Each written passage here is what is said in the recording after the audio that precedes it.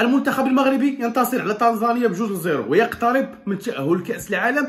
امريكا والمكسيك وايضا كندا. اليوم المقابله اللي يقدر انه يفوز فيها المنتخب المغربي امام نظيره تنزاني، مقابله اللي كانت على الاراضي المغربيه وامام الجماهير المغربيه. لكن هذا القرب ديال التأهل هذا وهذا الانتصار هذا ما ينسيناش من بعد الحوايج اللي ناقصه بزاف في المنتخب المغربي واللي هضرنا عليها بزاف، لكن وليد الركراكي باقي راسو قاصح وما باغيش انه يبدلها. بعض اللاعبين اللي كيدخلهم اساسيين الذين لا يستحقون انهم يكونوا اساسيين، بعض التغييرات ديالو وبعض اللاعبين اللي كونفوكاهم اللي كنظن انهم ما يستحقوش انهم يكونوا في المنتخب المغربي وهو ايضا ما راضيش عليهم. واكثر حاجه بينت لنا هادشي باش انك تكونفوكي لاعب اللي هو ازنو وملي تصاب لك اللاعب الاساسي ولا انه ما يلعبش لك المقابله تمشي تعيط وتكونفوكي واحد ما عيطيش ليه اصلا يجي للمعسكر. وهذا الشيء هذا اللي وقع مع اللاعب ديال فريق الرجاء الرياضي بالعمري. كيبان لك هنا ان المدرب باقي تالف، باقي ما عارفش شكون هما اللاعبين اللي ممكن انه يعتمد عليهم ومعيط على لاعبين فقط باش انهم يدير لهم الخاطر، واصلا هو الاول كمدرب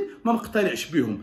اول حاجه غادي نقولها رغم ان المنتخب يتاهل ولا ما يتاهل الا غادي نقولها ونعاودها ان وليد الركراكي مدرب محدود. بروميير ميطا كامله ما غاديش تنسينا هذا التاهل هذا ولا هذا الانتصار هذا. بروميير ميطا 45 دقيقه ما قدرتش انك دير محاوله وحده. المنتخب اللي عنده لاعبين كيلعبوا في مستوى عالي كيلعبوا مع فرق الكبار في اوروبا ما قدروش انهم يديروا محاوله وحده في ميطا كامله في 45 دقيقه. اشنو كيبين لك هذا الشيء هذا؟ ما غاديش نبدا ننتقد اللاعبين بزاف رغم ان اللاعبين اللي ما يستحقوش انهم يلعبوا بالمنتخب وليد الركراكي كيتحمل المسؤوليه ديال المنادات عليهم واللي كيدخلهم اساسيين. لهذا ما غاديش ننتقد بزاف اللاعبين اكثر ما انك غنتقدك انت كمدرب اللي ما قدرتش انك تخرج لينا من هذا المنتخب اللي ممكن انه يحل الفرق اللي ضعيفه اللي كتجي كتكتل لك في الدفاع باش انك تخرج كمدرب وتقول لنا لا الفرق الافريقيه كتجي باش تدافع علاش انت مدرب ولاش انت كاين تما باش انك تعرف تحل هاد الفراقي هادو، خصوصا انك كتلعب مع فراقي اللي عندهم اصلا دفاعات اللي ناقصين بزاف، ما عندهمش شي جوده عاليه، ما كيلعبوش في ليفربول، ما كيلعبوش في المان، ما كيلعبوش في البارسا.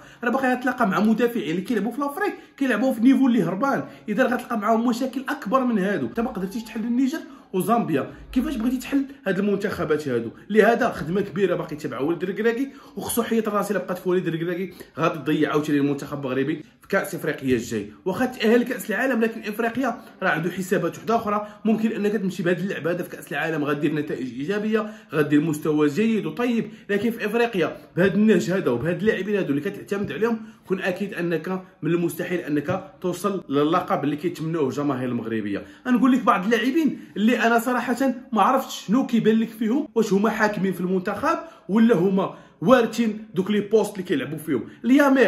لياميق نلعبوا انا دفاع، لياميق كرات اللي كيلوح التمريرات ديالو الطوليه كلها غلطه، التغطيه ديالو الدفاعيه كتشوفها انه ضعيف في التغطيه الدفاعيه. كنا كنقول لك انك تدخل الهلالي لاعب رائع يستحق الرسميه مع المنتخب المغربي، لاعب اللي كيلعب في مستوى عالي. جاو عاوتاني الارتكاز، امرابط واش تلعبوا في الرسمي تلعبوا في الودي، امرابط المستوى ديالو متدني للغايه، كيبان لك الكره عنده ثقيله. جميع المحاولات اللي كتجي عكسيه على المنتخب المغربي كتلقى امرابط ميليميني، ما كاينش، ما حاضرش، ما دارش التغطيه الدفاعيه ديالو، ما كيقومش بالدور ديالو. عندك تيغير غالين، هذا اللاعب هذا اللي كيقدم اداءات اللي كبيره، لعب مع المنتخب الاولمبي في اولمبيات ودار واحد المستوى اللي كبير ولعب امام لاعبين الكبار وقدر انه يحكم البلاصه ديالو وحكم المنطقه ديالو وقدم اداءات اللي كبيره. علاش ما تعطيش هذا اللاعب هذا انه يلعب اساسي؟ ايضا النصيري باش تلعبوا تيتيلير ودخلوا رسمي، النصيري كان بان لي انايا شبح، كانك داخل بمهاجم شبح. النصيري